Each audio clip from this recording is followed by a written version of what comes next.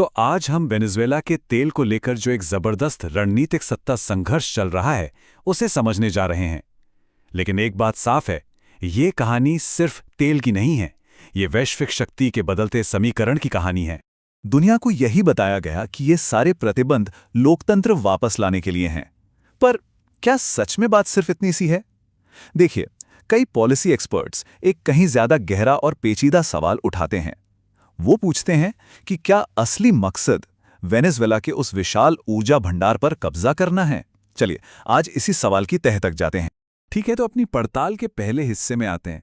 सबसे पहले तो ये समझना जरूरी है कि वेनेजुएला में आखिर ऐसा है क्या जिस पर दुनिया की बड़ी बड़ी ताकतें नजर गड़ाए बैठी हैं। असल में दांव पर लगा क्या है?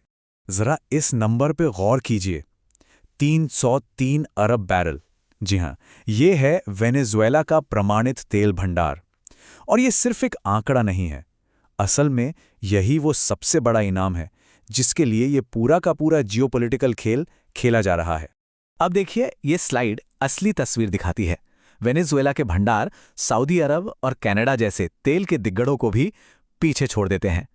इससे अंदाजा लगता है कि ये कितना बड़ा खजाना है और क्यों हर कोई इसका एक हिस्सा चाहता है।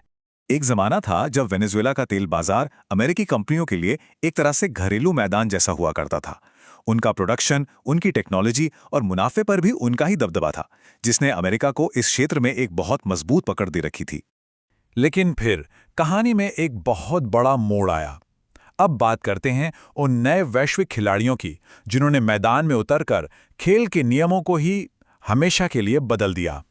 वेनेजुएला में ह्यूगो चावेज और बाद में निकोलस मादुरो की सत्ता में आने के साथ एक बड़ा राजनीतिक तूफान आया। उन्होंने तेल उद्योग का राष्ट्रीयकरण कर दिया और ऐसी नीतियां अपनाईं जिन्होंने धीरे धीरे अमेरिकी प्रभाव को बाहर का रास्ता दिखा दिया।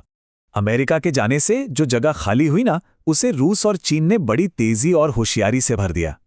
उन्होंने वेनेजुएला को अरबों डॉलर के कर्ज दिए, टेक्नोलॉजी दी और संयुक्त राष्ट्र में राजनयिक कवच भी दिया। और बदले में उन्हें क्या मिला? तेल तक सीधी पहुंच और सबसे बढ़कर अमेरिका के पिछवाड़े में एक मजबूत स्ट्रेटेजिक फुटहोल्ड, एक ऐसी चौकी जहां से वे अमेरिकी प्रभुत्व को सीधी चुनौती दे सकते थे। तो इस बदलते हुए जियोपॉलिटिकल नक्शे पर अमेरिका की प्रतिक्रिया क्या थी? अब हमारा ध्यान इसी पर होगा कि अमेरिका ने आखिर कौन से कदम उठाए। मादुरो सरकार ने पलटवार करते हुए सीधा आरोप लगाया। उनका कहना था कि ये लोकतंत्र और मानवाधिकार की बातें तो बस एक बहाना है, असली मकसद तो वेनेजुएला के तेल के खजाने पर कब्जा करना है। दूसरी तरफ वॉशिंगटन ने इन आरोपों को हमेशा सिरे से खारिज किया।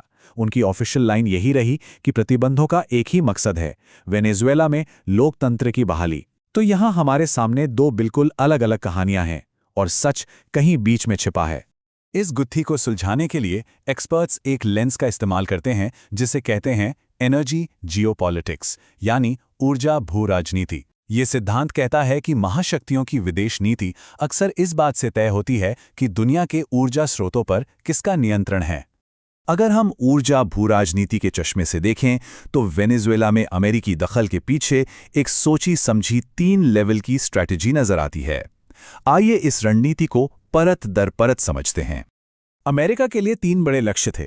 पहला, एनर्जी सिक्योरिटी, यानी अपनी ऊर्जा जरूरतों के लिए मिडिल ईस्ट जैसे अस्थिर क्षेत्रों पर निर्भरता कम करना। दूसरा, इकोनॉमिक फायदा, तेल प्रोडक्शन को कंट्रोल करके ग्लोबल कीमतों को प्रभावित करना। और तीसरा, जो शायद सबसे अहम था, जियोपॉलिटिकल डोमिनेंस। और ये स्लाइड शानदार ढंग से दिखाती है कि ये खेल सिर्फ वेनेजुएला का नहीं था। असली मकसद था लैटिन अमेरिका में रूस और चीन के बढ़ते कदमों को रोकना, पश्चिमी गोलार्ध में अपना पुराना दबदबा फिर से कायम करना और पूरी दुनिया में शक्ति के तराजू को अपने पक्ष में झुकाना। इसी वजह से रूस और चीन के लिए भी दांव बहुत ऊंचे लगे हुए हैं। उन्होंने वेनेजुएला में सिर्फ पैसा नहीं बल्कि अपनी स्ट्रेटेजिक साख भी इन्वेस्ट की है। अगर अमेरिका यहां वापस करता है तो ये मॉस्को और बीजिंग के लिए एक बहुत बड़ी रणनीतिक हार होगी। तो चलिए अब इस पूरी तस्वीर को थोड़ा और बड़ा करते हैं और समझते हैं कि इस एक देश की कहानी का ग्लोबल पॉलिटिक्स के भविष्य के लिए आखिर मतलब क्या है। इससे जो सबसे बड़ा सबक मिलता है वो ये है कि आज की दुनिया में किसी देश की विदेश नीति और ऊर्जा नीति को अलग करके नहीं देखा जा सकता। ये दोनों अब एक ही सिक्के के 2 पहलू बन चुके हैं जो हमेशा साथ चलते हैं। ये नई ग्लोबल शतरंज की बिसात है। यहाँ लड़ाई सिर्फ सेनाओं से नहीं बल्कि तेल के भंडारों, कूटनीतिक चालों, सैन्य अड्डों और टेक्नोलॉजी पर कंट्रोल के जरिए लड़ी जाती है। वेनेजुएला इस नए दौर के महासंग्राम का एक जीता जागता उदाहरण है। वेनेजुएला की ये कहानी अभी खत्म नहीं हुई है। ये एक ऐसा संघर्ष है जो पर्दे के पीछे लगातार चल रहा है, जहां हर खिलाड़ी अपनी अगली चाल की तैयारी में लगा है। तो सवाल ये बचता है, संसाधनों के लिए इस ग्लोबल गेम में अगली चाल किसकी होगी?